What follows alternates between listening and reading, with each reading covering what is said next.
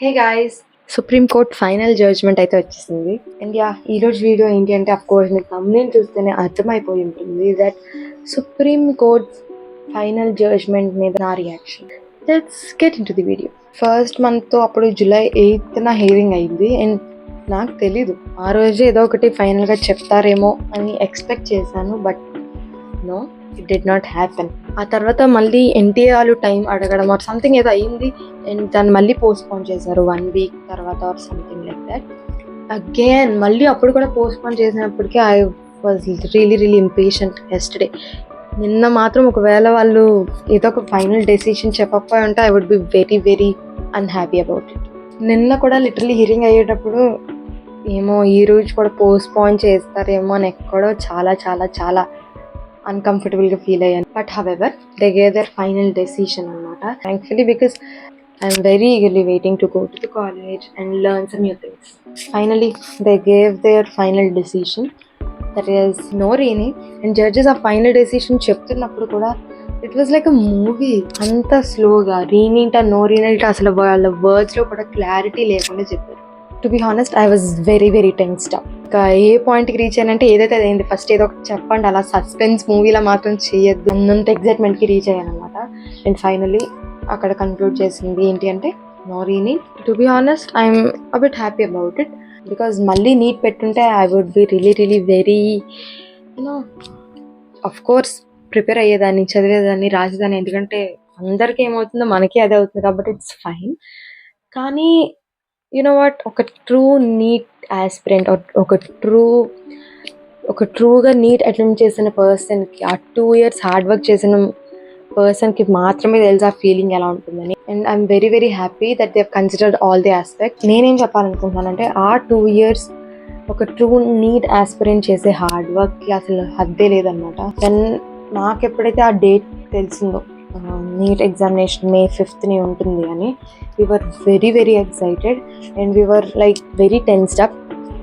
మా బ్రెయిన్స్లో ఇంకప్పుడు ఫీడ్ అయ్యింది ఉన్నది ప్రతి సెకండ్ కూడా మేము ఆలోచించింది ఆ రోజు కోసమే. ఎలా అయినా సరే బాగా ఎగ్జామ్ రాయాలి, ఆ రోజు ఎగ్జామ్ బాగా రాసి ఆ నైట్ హ్యాపీగా మనకి మంచి మెడికల్ కాలేజ్లో సీట్ వస్తుంది అనే కాన్ఫిడెన్స్తో పడుకోవాలి అనే ఒక థాట్ మాత్రం అలా మా బ్రెయిన్లో రన్ అవుతూనే ఉంది.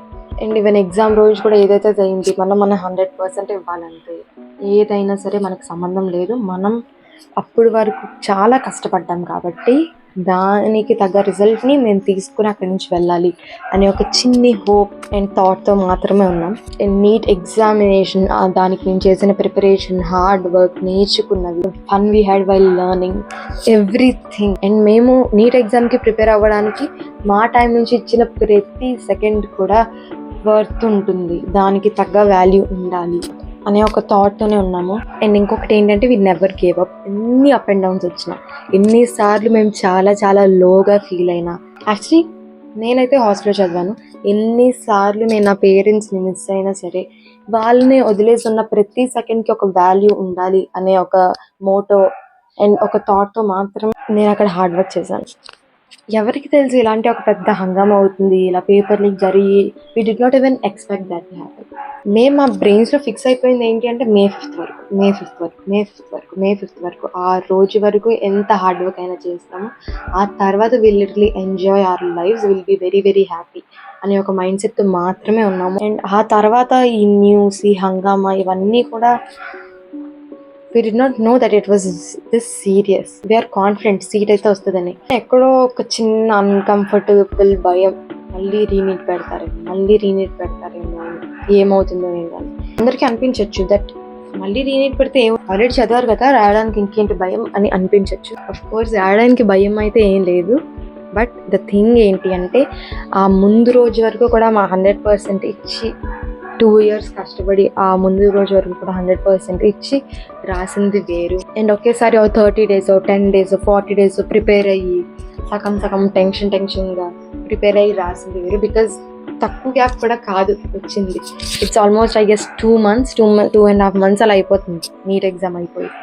బ్రెయిన్లో ఎక్కడో దగ్గర స్టోర్ అయ్యే ఉంటాయి. బట్ మేము నేర్చుకున్న ట్రిక్స్ కానీ, షార్ట్ కట్స్ కానీ, ఆర్ డెప్త్ కానీ, లాస్ట్ మినిట్లో నేర్చుకున్న టాపిక్స్ కానీ, ఇవన్నీ కూడా మళ్ళీ ఆ 40 days గ్యాప్స్లో రివైజ్ చేయడం అంటే చాలా కష్టం. అండ్ ఎప్పుడైతే వాళ్ళు నో రీనీట్ అని చెప్పారు, I felt very very happy అని కాదు, బట్ రిలీఫ్గా, అంటే అమ్మయ్య అనే ఒక ఫీలింగ్ అయితే వచ్చింది. అండ్ ఇంకొకటి ఏంటి అంటే, I respect everybody's opinion. This is just my opinion అనమాట. నా పాయింట్ ఆఫ్ వ్యూ నుంచి నేనేం ఫీల్ అయ్యానో మీతో చెప్తున్నాను. అండ్ ఒక్కొక్కరికి ఒక్కొక్క ఒపీనియన్, ఒక్కొక్కరికి ఒక్కొక్క థాట్స్ ఉండొచ్చు.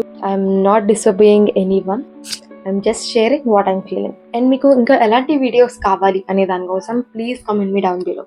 I'll definitely make a video on it. Please like the video. Thank you for watching. Bye.